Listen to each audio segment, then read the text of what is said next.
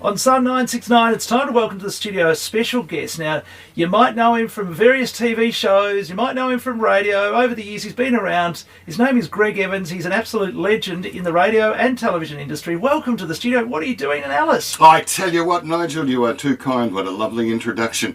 Yes, why I'm in Australia?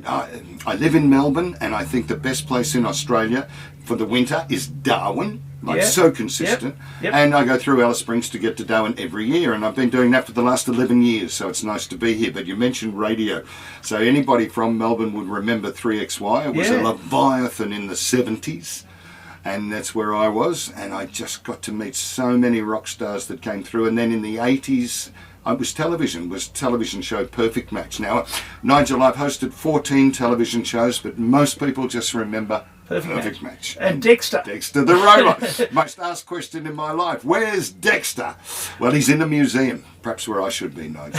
Maybe not. Now, the Dexter's voice was by a radio guy called Bruce Mansfield, who passed away a few years ago. I was working with him at the time at a big station in Melbourne called 3AW, and he was a legend of radio too. Absolutely. But I was just having a little chat with you off air before we started, and you're showing me some amazing pictures of people you've caught up with over the years. A lot of the people I grew up with, but I was very young. Yes. But, you're still very young. Oh, I'm still very young, yes. Young at heart, anyway. But look, 3XY was a big station when I was growing up in Melbourne. I think you'd finished there by the time I started listening to it. I used to listen to it in those days. I won't say the days because I don't want to age myself. But yeah, I did listen to 3XY. It was one of my favourites. In fact, I preferred it to the FM dial.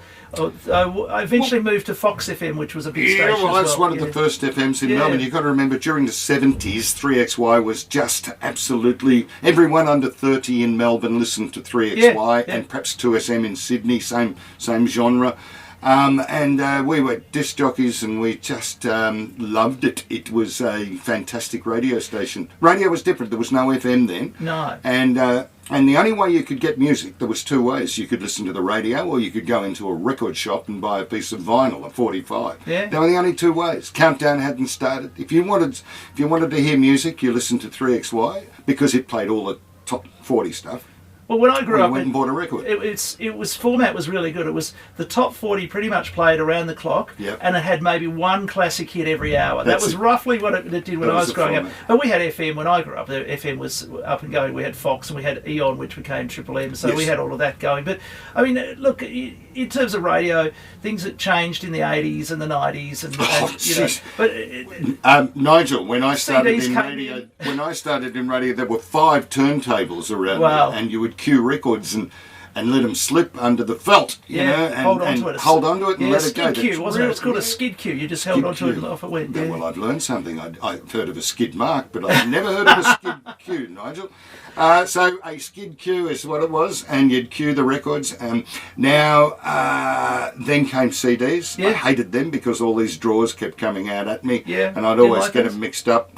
And then the last radio station I worked at, I said, "Where's the record library?" And she said, "Well, it's in on the Gold Coast. We call it the Universe." And I had, instead of turntables, I had what you've got in front of you now, a keyboard. Yeah. And you could virtually type in any song, and bang, you could just hit the enter button and it's on the air. Well, I last heard you on the radio broadcasting in Shepparton, and I was living in Bendigo at the time. And, really? And I could listen to you from, I was working on a radio station there on the AM dial in Bendigo, and you were pumping out on breakfast, I think, on the FM 3SR. dial.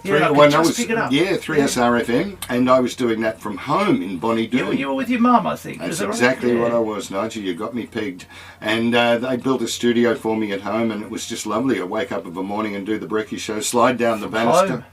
The dog was underneath my feet to keep me warm, and no one ever knew. And that's the beauty of radio these days, with back end internet and that. You can do a broadcast from anywhere. And I did something similar here back in Alice with Centre FM, which is now called 98.0 Tourist Gold. But in the days when I was running it from home, it was a dance and R&B station pumping out the dance hits. And, beautiful. And I would do a nighttime show from my spare bedroom with a little panel and a computer. We had a computer running, and and I had a microwave link on the roof of my flat in South Terrace. Gee. And I don't live there now, so That's I can tell amazing. you. And we beamed up to the hill here, and we had the most powerful signal in town. It still is one of the most powerful signals in town, 98.7, now owned by the company we're working for here. Come And on. so I used to do that, and I'd be in my pyjamas at night doing a radio show from home, and I'd even take calls. That's I gave fabulous. out my number, and That is I had a really fantastic. good number. I think it was Well, I wish 0000 I'd- or something. I wish I'd been around to turn you on, Nigel. I did a similar thing. They sent me up to a radio station in Surfers Paradise, CFM or something. Oh, anyway. yes. And it went out to various places. And the content director said to me, because I did it with Kerry Friend, who was a hostess on Oh, it. yes, I remember. And Kerry. they wanted us up there for a couple of weeks to do it over the Valentine's Day thing. And he said, now don't mention up or down because this is going up to Kingaroy and it's going down to Benalla and, you know, Wow. don't give a time call because we're in different states. Don't zones, mention the weather because it's different everywhere. Yeah. And when the panel operator, a man called Bags, he said, we're going to a break, and he pushed one button and it'd trigger off all these radio stations Yeah. around Australia and they play all their own local ads. And then a jingle on each of those stations would identify them, and then it'd come back to us, Yep. back on the Gold Coast. Well, that's how we did everything in WA. I was up in Port Hedland and Karratha in WA for a while, and all of our radio shows came out of Perth. It's amazing. And they'd press a button, and we'd have all our local ads and Yeah. everything playing. Yeah, that's how it's done. Well, geez, they drove the trains then in Karratha that were carrying the coal. They Yeah. drove them on a joystick from Perth. Yeah. When I was there, they still had drivers, but they were moving that way. A train driver, wow. What a novelty, eh? But look at radio's really changed over the years. COVID was great for radio in a lot of ways because people were stuck at home listening to radio, and so were the announcers, and they were doing things from. There were various photos on social media of people making makeshift studios in their wardrobes, putting curtains over their heads so they had good soundproofing in Yes, their house. yeah. And these are all the big, Triple M, Fox FM announcers all working from home during COVID. Yes. So, we've all come a long way with that. We can broadcast from anywhere now and do our show from anywhere we want, really. Yes, yeah, I know. It is quite amazing. I started my career in 3CS in Colac, and the technicians wore dust coats, and if you wanted to do an outside broadcast, you had to go to the PMG and book a telephone line. Oh, yes. Oh, God, and they had to twist two wires together to get better quality. Oh, those were the days. You had to book it a week in advance, and so it's fantastic. And SUN FM, of course, 969, the centre's hit music, and Nigel behind the desk. Now, where we've I've got a come memory with you. I worked with you for a little while at 3MP in Melbourne. I was selling some ads. I was just one of the suits, as you would call us. I could almost fit into a suit in those days. And I came into the studio one day and you said, Nigel, I've got some tickets to a mushroom festival. I can't go. Would you like to go?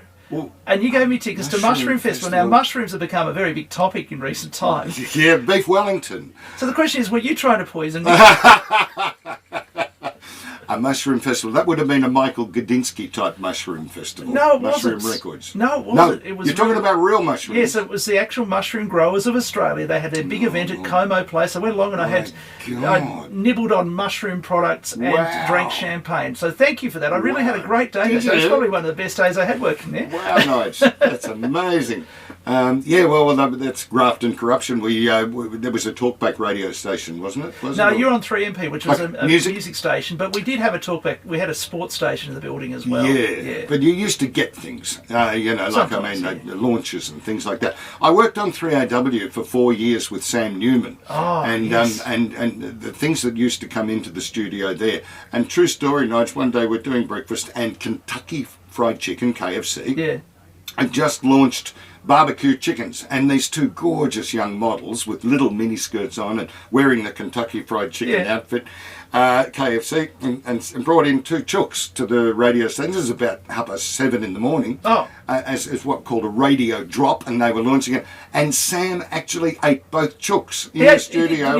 He didn't share any with you. No, while the 7:30 news was on, he ate two chooks. And then he got down on one knee and he opened the Age newspaper. He put all of the bones into the Age newspaper, wrapped them up, threw it in the bin, wiped his chin and said, "Righto, Greg, now what are we talking about next?" Well, I can't believe it. Well, I can with Sam, actually. I met Sam a couple of times. I reckon he could definitely put that food down. Yeah, absolutely. He's a tall bloke, so he's got the space for it. That's true. Yeah, absolutely. He's travelling around Australia at the moment. He's in central Queensland, outback Queensland, with Sue Stanley, 4 times world aerobics champion. Yes. Sue Stanley, OAM. And they're experiencing caravanning for the first time.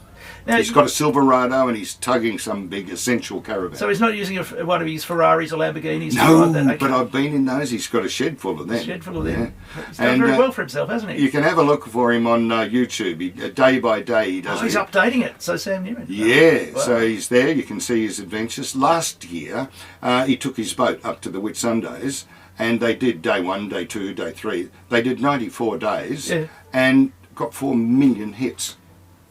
Wow. Now, I don't know how many people are listening to us on SUN969 FM, 96.9, but 4 million hits. 4 million hits, that's a lot. So you... That's more people than have visited here ever, I think. As a past salesman, you would know you could put some advertising on those YouTube little things that he does every day. Fantastic. Anyway, he's up there now and you can tune in and find out what he's doing with his caravan.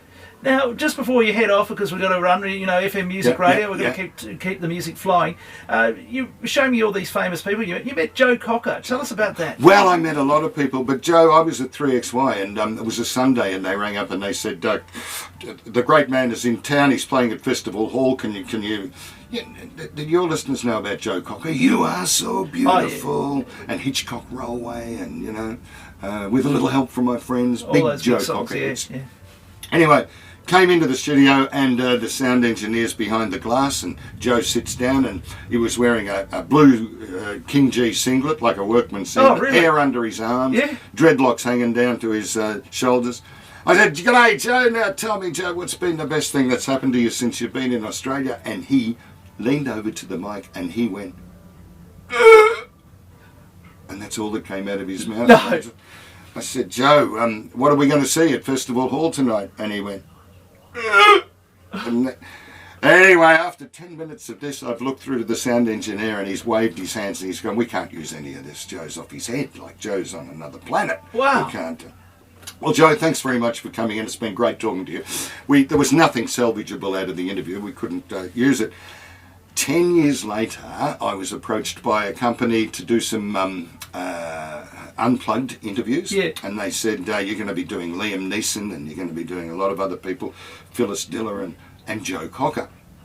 And I said, right. So there I am now. This is beautiful. Now we're sitting in 2 beautiful armchairs and this great man walks in, which is the picture I showed you, in a lovely cardigan, and he's dressed well. And his hair's shorter. And I said, "Joe," I said, you wouldn't remember me, but we met 10 years ago at 3XY. He said, "Greg, I don't remember you. In fact, I don't even remember being in Melbourne." Oh. He said, but he said, "I had money then, and I had an entourage of 100-odd people that followed me around the world, and they bled me from all the money that I had. And when the money ran out, they left me in the gutter, a drunken drug addict." Yeah. Joe would get on the hooch and he said, and I said, "Well, how did that turn around?" And he said, "A hand came down." I thought, "Oh, we're going to get a God story here." Yes. And I said, "Whose hand was that, Joe?" And he said, "That lovely woman sitting out there in the other studio, my now wife." Oh. And true enough, she took him up to the Ozark Mountains. Remember the Ozark Mountain daredevils? Yeah. Devil went down to George, took him up to the Ozark Mountains. They were snowed in during the fall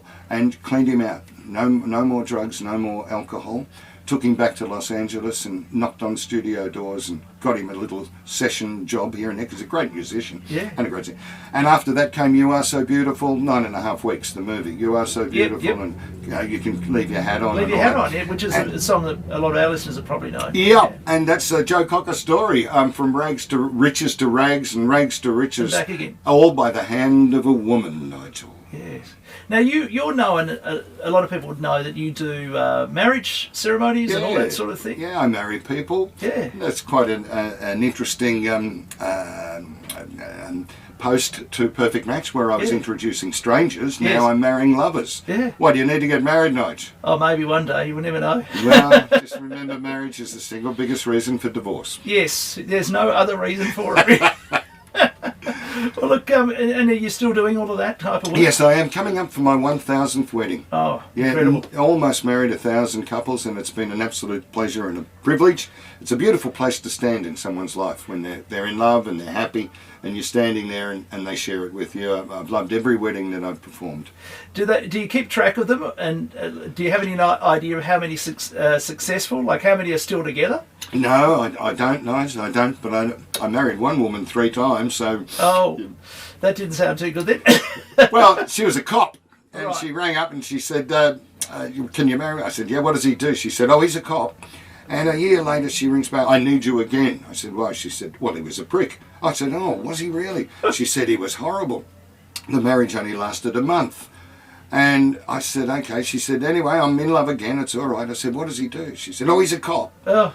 2 years later she rings up, I need you again. This is the 3rd time.